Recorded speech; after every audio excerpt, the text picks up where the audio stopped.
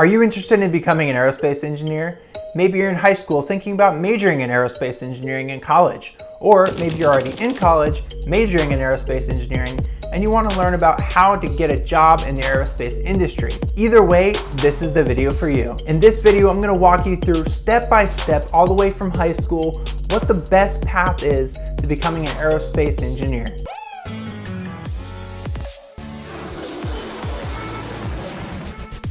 While preparing this guide to becoming an aerospace engineer, I drew on my own experiences as an aerospace engineer, as well as the experiences of my colleagues and classmates. So let's go ahead and jump right into the guide. So if you're still in high school, you want to focus on your math and physics courses. This is going to help you feel out whether or not you want to become an aerospace engineer, because becoming an aerospace engineer requires a lot of math and a lot of physics. Now, me personally, I actually didn't enjoy my math classes in high school that much, but I really loved physics. And what I started to realize was physics is really just the application of math in real world scenarios. And I really like that. And really, in essence, engineering is just applying math to real world scenarios. So if you've taken and enjoyed these classes and you want to pursue an aerospace engineering degree, the next course of action I would suggest is actually not the conventional wisdom, but I would actually recommend that you don't go to a traditional four-year university right out of the gate.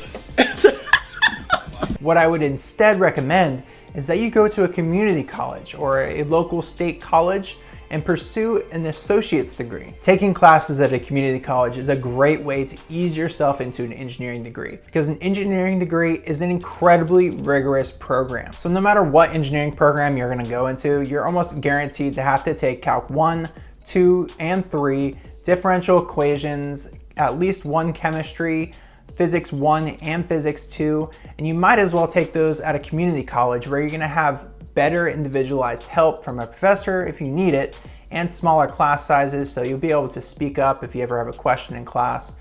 A lot of those you don't get the opportunity at big universities. And I would especially recommend going this route if you're going to be personally paying for your college. Another reason I strongly recommend going to community college before a traditional four-year university is because it's so affordable. So whether you're paying for your own university or not, going to a community college is really going to allow you to be able to work on the side, maybe a part-time job, or if you choose not to work during this time, you're not going to have to take as much loans out or just frankly pay as much if you already have the money. In fact, when I attended community college myself, most of the tuition was covered by federal income-based grants. And my final reason for advocating going to a community college before going to a traditional four-year university is because if you graduate from a four-year university with a bachelor's degree, it's not gonna have an asterisk that says, "Oh, but he attended a community college." It doesn't matter. It's still gonna say the name of the big university that you go to.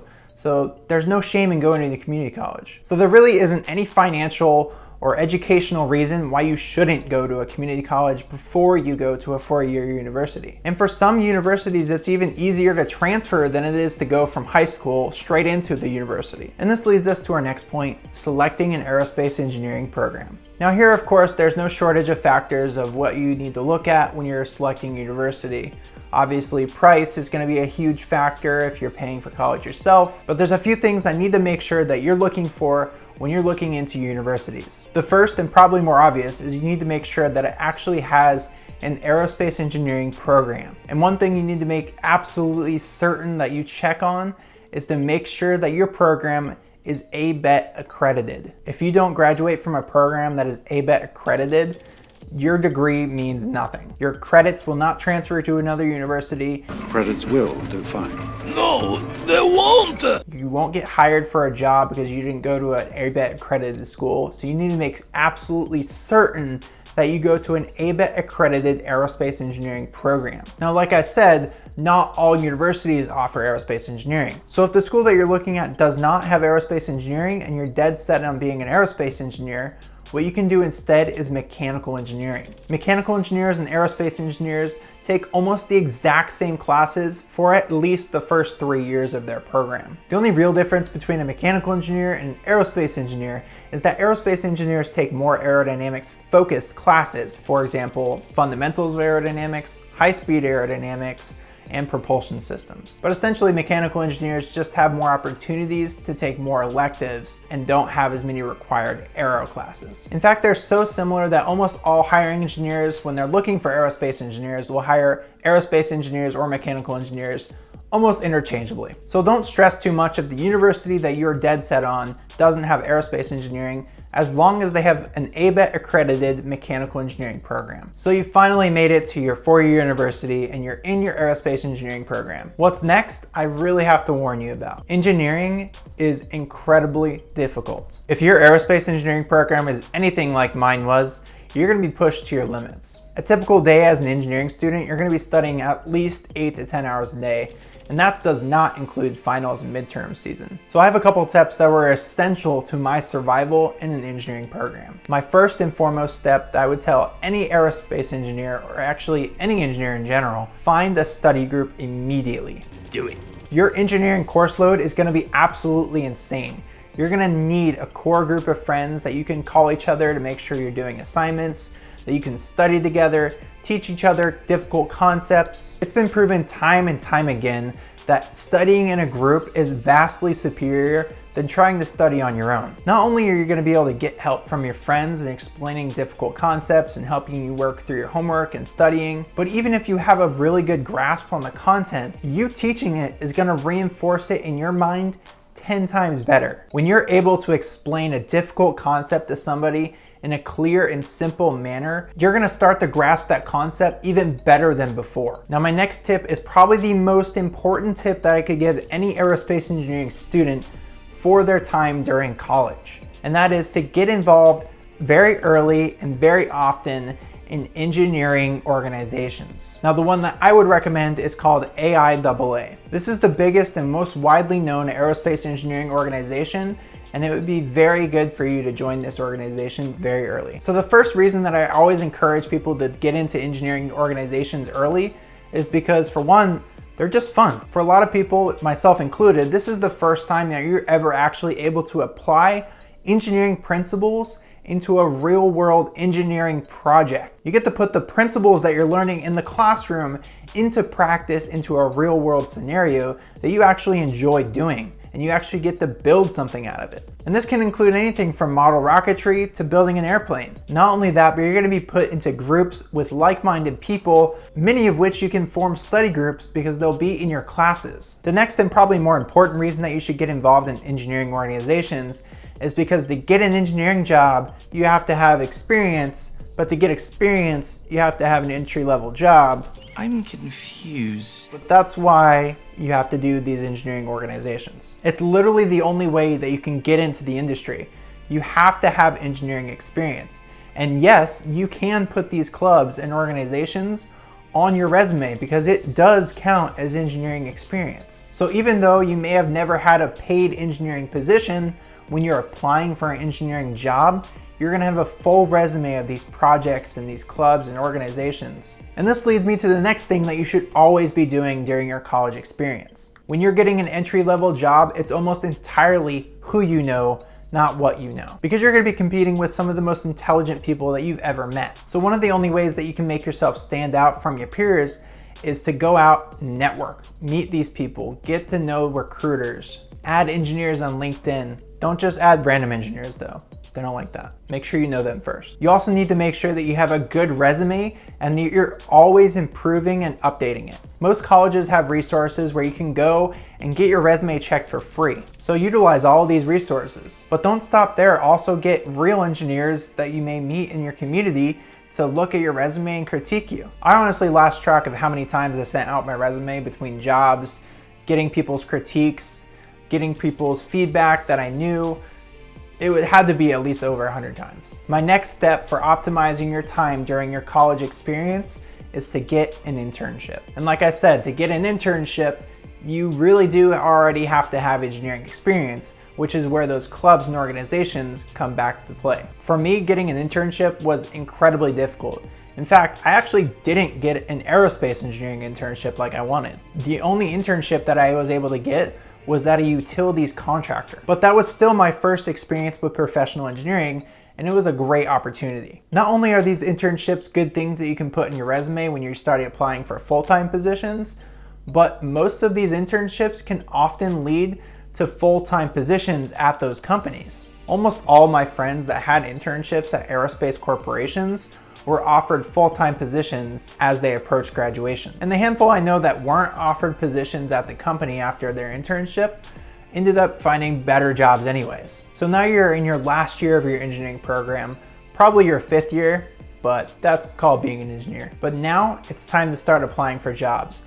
And you need to start applying for jobs for a full-time engineering position at least 2 semesters before you graduate. That means if you're graduating in the spring, you need to start applying for jobs in the fall of that previous year. Most aerospace companies in the US require that you have both citizenship in the United States and that you're able to obtain a security clearance. In fact, that's one thing you absolutely want to put in your resume if you're applying to aerospace industry corporations, that you're a US citizen and able to obtain a security clearance. For instance, I started applying for a job in September and I was offered the job in October of 2018 and I was graduating in May of 2019. Now, applying for a job is very, very difficult. It really should be a part-time job your senior year. After all, you're going to college to get a job. So don't forget that and just focus on whatever you have in front of you at the moment. You are in school to get a job. So just do it! Make your dreams come true! I saw too many of my friends not focusing on getting a job, not putting in the effort, not applying all over the place, and they ended up graduating, but then they didn't have a job until months afterwards. Getting your first engineering job is really a numbers game. You're competing with thousands of the most intelligent people America has to offer. So unless you're one of the lucky few that gets an internship during your college experience and gets offered a full-time position after your internship ends, you're most likely gonna have to apply for a ton of jobs. Now, there are a few shortcuts in finding these aerospace engineering jobs. So like I said, I was not blessed with an aerospace engineering internship, so I had to work very hard to find my first job in the aerospace industry. And as such, I developed a resource that lists every major aerospace company in America that I could find, what these companies do, what entry-level engineers get paid at these companies based on data I could find on Glassdoor,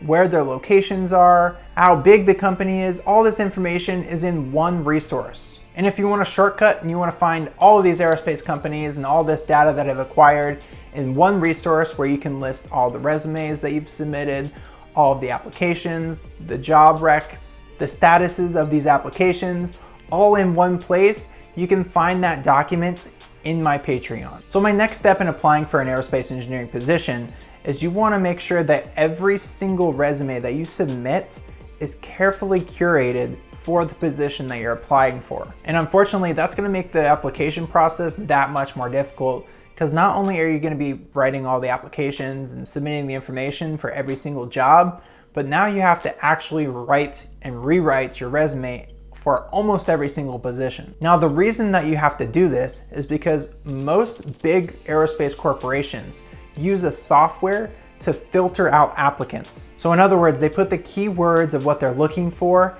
in the job qualifications on the job description, and they're looking for those keywords in your resume, and if they don't see them, they go straight to the dumpster. So if you want to beat this software, you have to put those keywords into your existing resume, or you're automatically going to get filtered and no human is actually going to ever see your resume. So yes, it does suck, but it is important that you curtail every single resume that you put out there to the job description. Now, there are some exceptions, and this is why it's so important to network. If you can successfully tap your network and get a recommendation from an existing employee in that company, they will pull your resume and bypass the computer entirely. That means that you're gonna be that much closer to getting an interview and potentially getting a job offer for this organization.